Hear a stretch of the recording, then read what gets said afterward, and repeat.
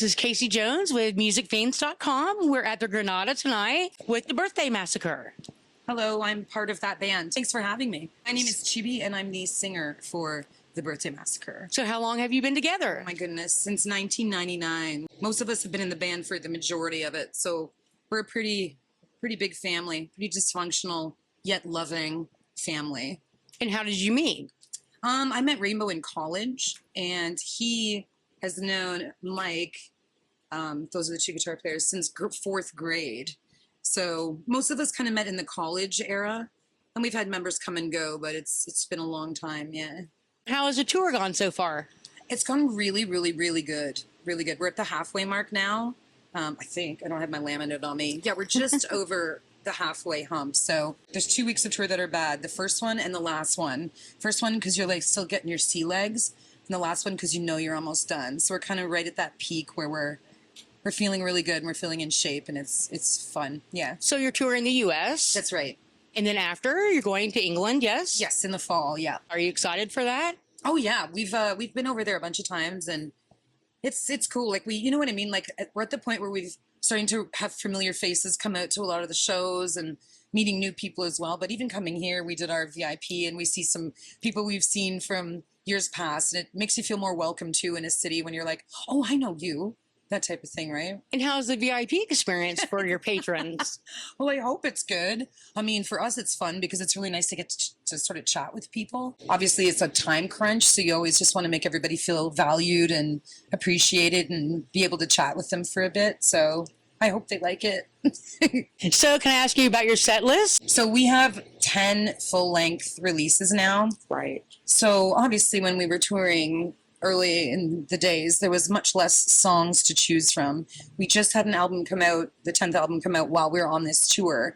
So we wanted to include a few new songs, but then you want to include some old songs, and then you don't want to leave any of the albums out, you know what I mean? So yes. It's kind of hard to put together a set list with a lot of songs. Do you know what I mean? Yes. And how is the crowd's reaction so far on this tour? So nice. So good. And I think that's also the fear when you've released a new album and you're like, we're playing these brand new songs. You know how it is. You go and you see a band and everybody's kind of waiting for those ones, you know what I mean? The classic ones that everybody loves and knows. So it's a little nerve-wracking sort of, here's a couple new songs, but people know them and seem to really like them, and everybody's been really supportive, and the crowds have been really fun. What is the inspiration with Pathways? That's an interesting question. Again, it being sort of our 10th album, and they always say, like, you have your entire life to write your first album. So just trying to keep things interesting for us while still like making the kind of music that we want to make, you know. We're super big perfectionists too. So it's kind of one of those things where if we don't have deadlines, we'd probably still be working on our first album. But I think that that's what's nice about working with the same people and writing music with the same people for so long, because if you burn out on something, they can get inspired by it, and you trust the people that you're writing music with to make the kind of decisions that you would. Especially because we've just been, you know, writing music together for so long. Now, the last time you were here was a sold-out show. Is that true? Yeah, I think, honestly, I don't even remember. Isn't it awful? I think it was sold out. Is it? Okay, that's good to know. I get nervous about, like, all that stuff. I don't like to look it up. I'm always just convinced nobody's going to show up, which is probably the pessimist in me, I suppose. But I remember every time we've played in Dallas, we've had a really good time. And tonight hopefully, will be the same. What's your favorite thing about Dallas so far? It's not your first time here. It's not your first rodeo. The thing that really is awful about touring is you get to go to so many different places and you don't really get to do very much. You know, we arrived in Dallas this morning and we're leaving after the show. So I would probably just say the people who've come to the shows, honestly. I mean, I've been to Paris 4 times and I've never seen the Eiffel Tower. Right? Wow. It's a thing, though, because you're here to work, right? You don't really get a chance to experience the city, but you get to experience a lot of the people. And I think that's, I would say my favorite thing about Dallas is the wonderful people who've come to our shows. That sounds so trite, doesn't it? But that's really been my only experience with the city. Let's talk about the new album, shall we? What would you like to know about the new album? Anything? What is the inspiration? I mean, I don't even know what the inspiration would be. I mean, I guess we could say we had a kind of a rocky year or so leading up to it. Okay. You know, again, having been together for so long, you lose people along the way.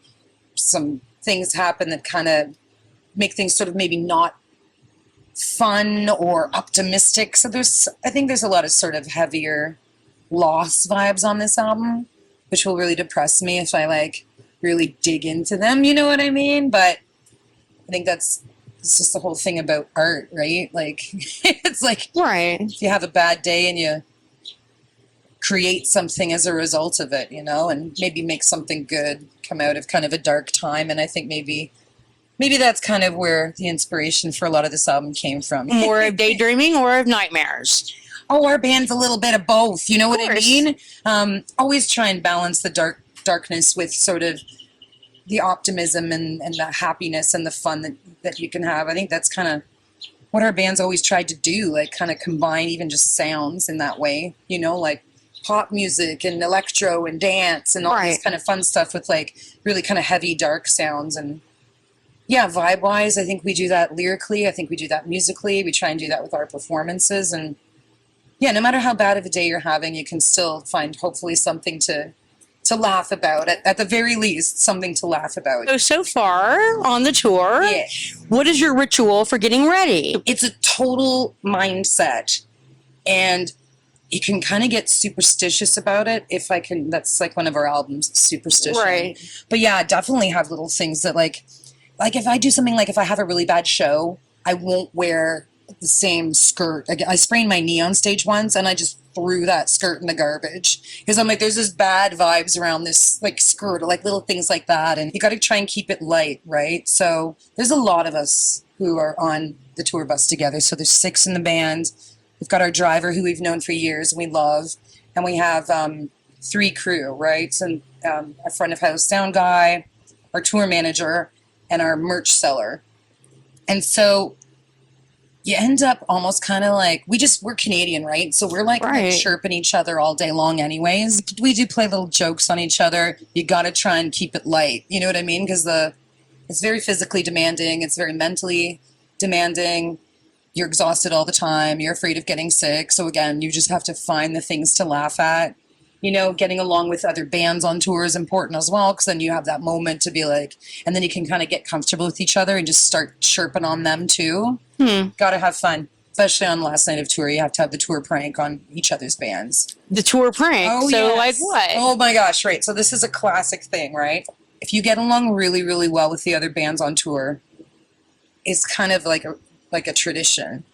You have to prepare yourself for them to prank you on stage, and they have to prepare themselves to be pranked on stage. On stage. Yes. Like a good example of that would be one of the bands we've toured with a few times and we get along really well with is Julian K. So there was one night where last night of the tour, you know, all the guys, the singer Ryan, he always wears like leather jacket and sunglasses. So we all just went out on stage in leather jackets, you know what I mean? And just kind of Right. like have some fun.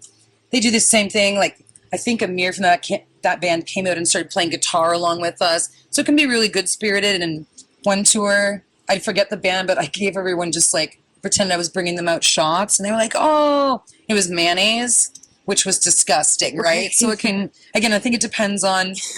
So what is your secret for staying together for almost 2 decades?